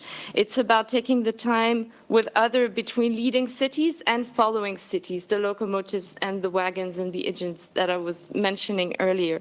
With large cities, small cities, diversity of size, diversity of approach, diversity of means. And very concretely, if we're able to build those consortiums, we will very soon see cities able to get inspired, to benchmark on what actually works throughout Europe, to replicate quickly best practices spotted in our cities toward other cities, including smaller ones. It can be as simple as new ways of training our social workers who actually now need to be digital social workers. It can be as simple as caravan trainings in some cities where you have in less favored neighborhood a bus or a caravan that will come to train digital workers. It can be replicating human rights-centered design approaches of local services, such as what the city of Vienna puts forward as, for example. It could be creating the leverage by acknowledging and boosting the action of digital helpers. Digital helpers solve 75% of the digital issues. They can be your neighbor, the great-grandchild of older people, and this is a force that we also can leverage at city level. And last but not least, promote the smart approach of local observatories, because cities need to understand what actually is happening on the ground to have a diagnosis of the situation at local level, to be able to tackle the issue in a very effective manner. And we believe all this can be done by cities acting together directly. Thank you very much, Sophie. I have one last question, and then we move to some conclusions from the panel, and then we pass to the questions, because I see that there are many, many questions. This is a question to Isabel, because I feel like we have been talking a lot about reports, and within these reports we have big messages, but we also have data. And Isabel, how, for you, a report like the report on the digital decade, or reports like the ones issued by Ethno, or research of any kind, how important is this data for you in, for instance, adapting the strategy of digital unicorn? How much do you look at this data, and how basically you look at this data to adapt your strategy? I mean, it is important because being here in Croatia, in Europe, being part of the European community, it is important to understand where we are now and where we are heading to. For business-wise, we have much more detailed data from our industry, from our competitors, from our partners, for what are we interested in on kind of daily or strategic basis. This is something that's being, of course, run in some framework of business.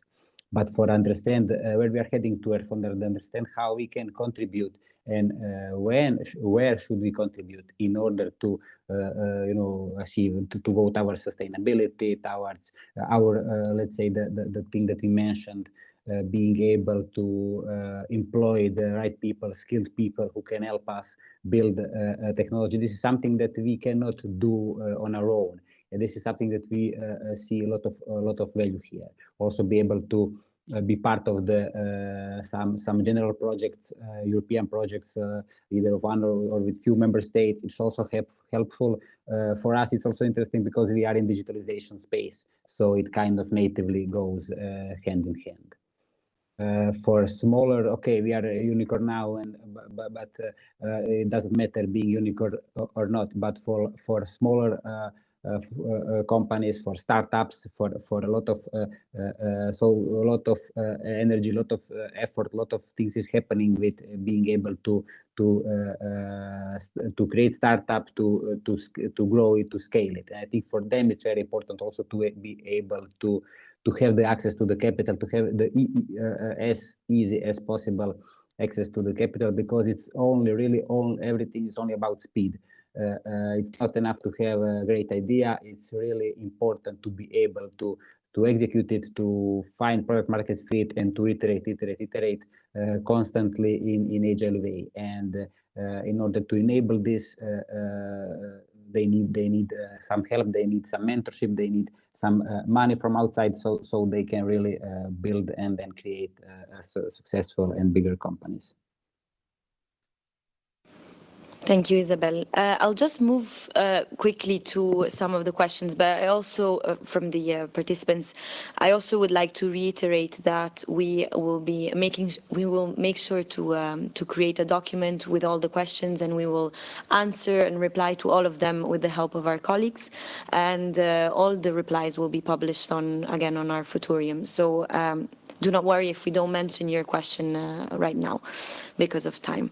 Maybe one question to you, Eric, on the sustainability issue. So one of the questions mentions that we have not really touched upon the sustainability part. Can you tell us a bit more about it? Yes, of course. I mean, first to say that sustainability and fighting climate change is very much at the center of the project. It's part of the objective. It's also part of the targets for many infrastructure, for edge nodes, for connectivity infrastructure. I mean, climate change is a bit like the air we are having around us. It's everywhere. I mean, I suppose that most of the partners and participants in these panels are also thinking climate change when we are designing policy in cities, for connectivity, for skills. So No, that's really important for us.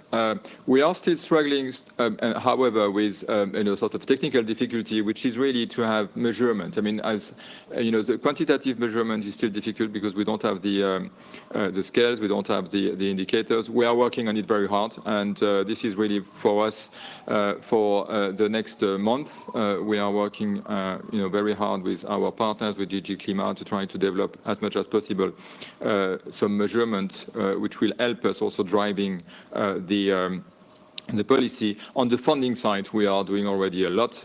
You may have seen in the report that together with the general block exemption regulation, it will facilitate the development of both high efficient and sustainable infrastructures, and this intertwining between these two transition. I think this is for the first time that it appears as apparent as in this report. I mean, no one in the past had flagged that, and Europe is also one of the first, if not the first, to do it. So be reassured. We will have also other discussions in which we are going to invite more specifically experts in that matter, but this is really at the center of our objective. Thank you, Eric. And one more question, maybe to Solveig. It's not really a question, it's a comment, but maybe you can comment on that. So someone wrote, it is important to emphasize the importance of statistics in collecting data to measure the KPIs. EU and statistics have to be in touch in order to configure proper questionnaires. This is useful for us, especially in view of the next report and in view of the next Eurobarometer. So, Solveig, do you have any recommendations when it comes to gathering data and then basically drafting a report on the basis of that? So I would say yes and no to that statement. So I think while it's very important to actually have facts and data on the table to be able to steer, as I said in my introductory statement, the area of digital is moving very, very fast. And having a bit of a view on like data and statistics in Europe, this is lagging in terms of time, just by the time we have reliable data. So it's like by the time you have actually collected something that's statistically validated and like qualitative enough, like this will actually give you probably a time lag of 2 years until you can actually then have it in your indicators and use it. So in the spirit of like speed and scale, in this case, I would opt for roughly right over precisely wrong, because then the data is actually going to be outdated. So while I'm all for then measuring what it has done and having all the accuracy needed, I think roughly right in terms of measuring, being in touch with the business community, being in touch with the entrepreneurs, like with some citizen panels in an agile way to measure what you need to do, not to the nth precision level, but to the direction of where this is actually heading, will probably serve us better, as we have to steer that ship in a quite agile and a bit fast manner, I would argue. Thanks, that's very useful. I will move now to the conclusions because we're running out of time. So I would ask now all the panelists to give me 3 points. One, your number one priority for the coming year. 2, the one point that the EU should pay more attention to. And 3, one concrete piece of advice for the panel and for the Commission. So if you can be as brief as possible, I'll leave the floor to Alessandro. Thank you for this. So one priority for 2024, here we're fully aligned with the Commission. Commissioner Breton has announced that there will be a white paper on the future of the telecommunications sector to set the stage for a significant refresh of telecom regulation in Europe. The expectations are very high, well beyond Brussels. When we speak to analysts and investors in the rest of Europe and of the world, they are looking forward to that. Commissioner Breton has used strong words there, saying that he wishes for a whatever it takes moment for the telecom sector in Europe. Those are the words that Mario Draghi used when he saved the euro, and we think that the comparison is appropriate because of the importance that network investment has at the moment. So we need to see that ambition out, written black on white on the white paper. And white papers, it's how big things are started in Europe. So we have a lot of expectations for that. The second point you asked me is, what should the EU maybe pay more attention to if we look at network innovation? Maybe one thing we would mention as Ethno is Open RAN, the new open standard of radio access networks. I think as our Director General wrote recently in an article in Politico, in Europe we have very strong champions that we should be proud of, Nokia and Ericsson. They are entering themselves very bullishly into the Open RAN market. So we think that developing an Open RAN ecosystem in Europe will be key, so that in 10 years we can turn back and say we won that race and we are in control of that ecosystem that is now developing very fast and on which other geographies are investing a lot of money. And the last point you asked is an advice. It's not my place to give advices to the European Commission. We are a trade body. But maybe if one thing comes to mind, I mentioned it before, the European Commission had a very strong and credible Gigabit Infrastructure Act out earlier this year. The draft of the Commission was good, so we send our wishes to the Commission that they stand strong, because this will come out before the white paper, so it will also send a signal to the markets, and we hope that the signal will be clear and it will be the one that was intended by the Commission, meaning that the EU is cutting the cost of rollout. So these are my 3 things. Thank you. Thank you. I'll move to Sophie now. Thank you again for having me and for having all of us. So our priority for the coming year, I would say, well, keeping up our work for more people-centered, sustainable digital in our cities. As a metropolitan area in Bordeaux Métropole. Can you hear me now? Yeah? Should I start from the beginning? Okay. You heard us? You heard me? Yeah. Okay, great. Okay, so as I was saying, keeping up our work for more people-centered and sustainable digital in our cities. As a metropolitan area in Bordeaux, and as coordinating member of the Cities Coalition for Digital Right, as co-chair of the Digital Forum in Eurocities. And if you need us, anytime as feedback provider for Digital Decade Agenda, of course. The one point to pay attention to, but I think my point has come across already several times, is of course that the success of an inclusive transformation and the reduction of the digital divide will be critical for the success of our Digital Decade Agenda. And as Alessandra was saying, who am I to give an advice to the European Commission? But if I may say, we've talked a lot about speed and scale. And I just want to underline that you might want to trust cities. I know you do, but trust cities because we can be a strong supporter and we can help speed and scale digital inclusion within the cities throughout Europe. And we can be a tool, we can be a partner to foster actions that will have a strong impact. Thank you. Over to you, Brandon. Thank you. And if I could contradict your earlier statement, Lavinia, I think this is really my point I want to bring in is I don't think infrastructure is the basis. I think skills is, and I think this is what needs to be the change that we need to see in how we approach things. It's all well and good to build a nice Ferrari, but if you don't have any paved roads to put it on, then it's actually a problem.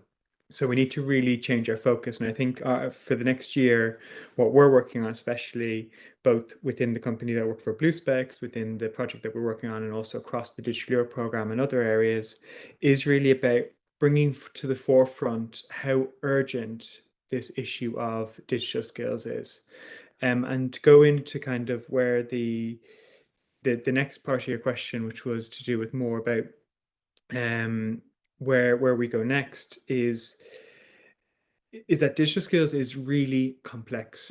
It's really hard. And I think this is something that we need to address better.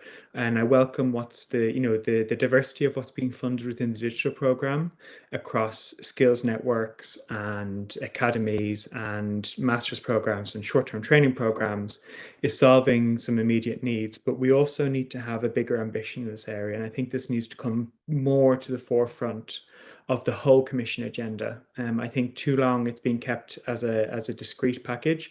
And the fact is, the reason why member states struggle so much with this is that it's actually a huge number of factors involved. There's education systems, there's training systems, there's digital maturity and investment within companies.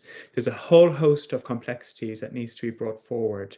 And I think this should be brought to another level. We do have, obviously within Europe, we have the Pact for Skills in place, we have the Digital Skills and Jobs Coalition, but I do think this needs a much more multi policy area, and especially at member state level, to be able to provide that relationship between member states who are able to show across, why can't universities develop new courses? There's regulations in place that may block it. Why can't we access new training programs? We need to be able to build it out there. So my key message is we need to change how we talk about digital skills. I think we need to be more ambitious and more stronger in the digital decade context, that it is a core part of everything that we want to achieve. And as we've seen with the chips, once we lose that competence, it takes years to bring it back. So we need to make sure we're on top of it and that we're constantly moving ahead. And that flexibility and that responsiveness requires much more of a collaboration like the Digital Decade Board, but perhaps we need to go into a very specific area of digital skills, which cuts across cohesion funds, recovery and resilience funds, Digital Europe, etc., because that's where the main issue needs to be in that regards as well. And I think that really was kind of my part there. There was something else and it's already gone out of my head, but it's more, to also allow for a huge number of different solutions. There is no one right answer here. Everyone has a different pathway. Every individual is starting at a different point, and everyone has a different motivation, and we need to take that into account. We need to try, and we need to build across that way as well. Thank you, Brandon. And it's good that each defends a bit its own, I come from the investments in high capacity networks unit, so that's why I wanted to highlight the infrastructure side. Over to you, Isabel, for the conclusion. Thank you. I'm aware that digitalization is hard and that needs to be a lot of things needs to be done there, and it cannot be really fast-tracked and made fast at the end. It takes a lot of time. However, my focus for let's say for next year is really AI. What we are doing is infusing AI in all our products, because it is like this way or no, AI will be everywhere. And I think that we need somehow to fast track also AI. It's not like enough. It's not fast enough if we follow up on 10-year period and see where we are year by year. It has to be done in agile way. Things are moving fast, and we must make sure somehow that we are really on top of things, and that we are somehow not in the audience or just the consumer. We need to do everything we can to really be on the main stage in terms of AI. Thank you. And now to Solveig. I will build once again what Isabel has just said. So to your first question, number one priority for the next year is embracing and accelerating on AI in a European way, not in a, we also need to build a model, all of that exists. But the question is now adoption, speed and scale for our economy. So how do we actually do this? What are the shortcuts? I fundamentally believe that AI and all of the large language models and like, let's say, the smarter application thereof will fundamentally reset the tables on some of the stuff we've believed for the past decade. So really taking a fresh and ambitious look on AI for the continent, for our businesses and our people, and actually accelerate on that front and the adoption. I think that would be my number 1, 2, 3 priority for 2024. Secondly, what the EU should pay more attention to, growth, our economic competitiveness and the business. So it's like when I looked at the business vector, I think that also links them together with AI. We need to be able to afford that transition, afford those infrastructure investments.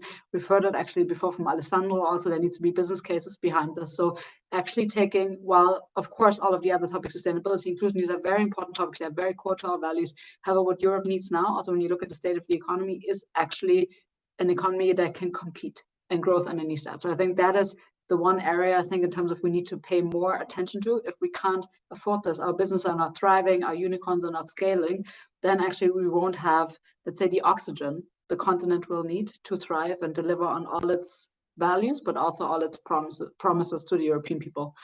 And last but not least, one piece of concrete advice. I'll also, of course, echo the sentence, who am I to give advice? I would love to give one piece of advice, though, which is actually maybe fast-tracking some of the things you have under the digital decade by taking it under your wings. What do I mean by this? So for instance, the uptake of the digital identity, like the e-wallet, the application of some of the things you want to do. I love the cross-country projects and the collaboration, and this is actually important that member states do some of that themselves.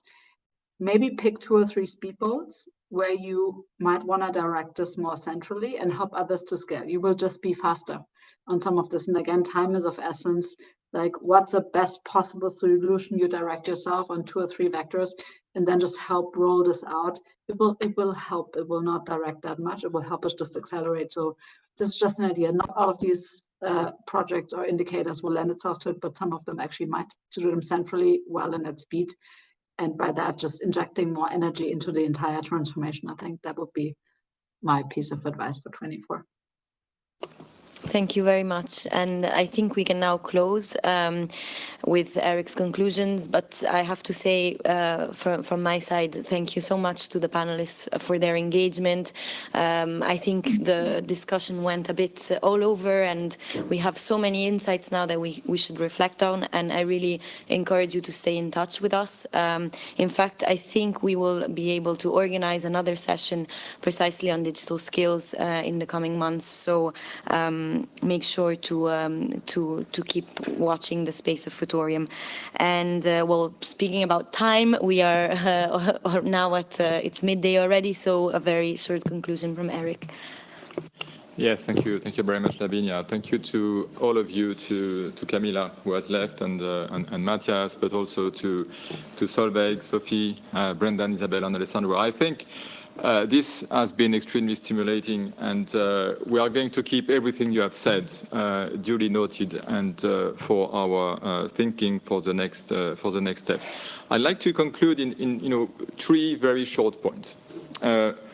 First, I was really amazed by the quality of the discussion and the capacity that such a diverse panel could speak the same language, look in the same direction, express a wish to work together. I mean, this is really a subject through which there is a potential for working together, which is absolutely huge. And it starts with the same language and the same framework. And I think that the decade is precisely a useful framework, because in a sense, you can design your target, your objective when you're a city. You can do the same when you are a consulting firm. And you know that very well. When you are a consultant or a lobbying organization, or where you are driving projects. So this is very important, and I think that one of the added value beyond the substance that we can provide for in terms of analysis, in terms of policy brinkmanships, it's also the fact that we are giving a framework that is valid for many people, many actors. The second point is that we have talked a lot about speed and scale, and which I think made quite unanimity around the panel. But I think we and you have added a third word, which is ambition. we should be ambitious. And Europe, you know, when I was young, I was amazed by the speech of Pericles when, you know, at the very first time of democracy, when Pericles, at the end of the first year of war with Sparta, made a absolutely enormous speech on democracy being bold, being fighting for its values. And this is exactly the spirit of ambition that Europe can have and will have if we decide to work together.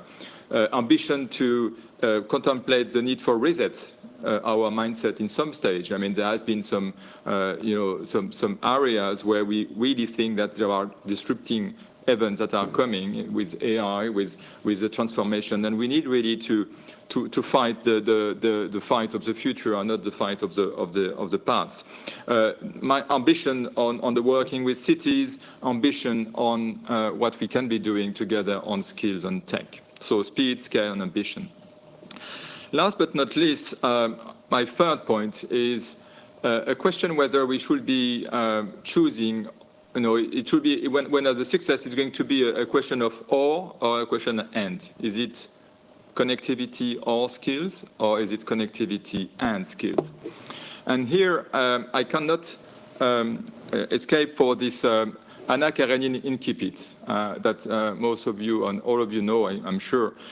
All happy families are alike, and each unhappy family are unhappy on its own way. And I think it's the same for an happy digital transformation. For an happy digital transformation, you need a complex set of factors that are going together. You need skills, you need infrastructures, you need projects, you need virtual circle when you attract brain, where you can innovate, when you have tech leadership. All these ingredients are needed, and we cannot not have all of them if we want to be successful. And this is, I think, also one of the idea of the digital decade, which is saying, you know, you cannot trade off skills against digitalization of SMEs, or, you know, not having unicorns, but still trying to get connectivity. What we are trying to do with member states, with the cities, with all the actors, is to bring all these ingredients and to make sure that all the ands that are necessary are part of the recipe. So with this, I think we are just at the start of the journey. The report is not the conclusion. It is launching a process and a good basis to ensure that the EU family is happy with its digital transformation. So with this, I'd like to close this Connect University to thank everyone who has followed it, for those, of course, who have contributed to it. And for those having raised questions, we will take them on board, and we make sure that we can find some answers to them. So thank you very much. Have a nice lunch, and bye-bye. Thank you.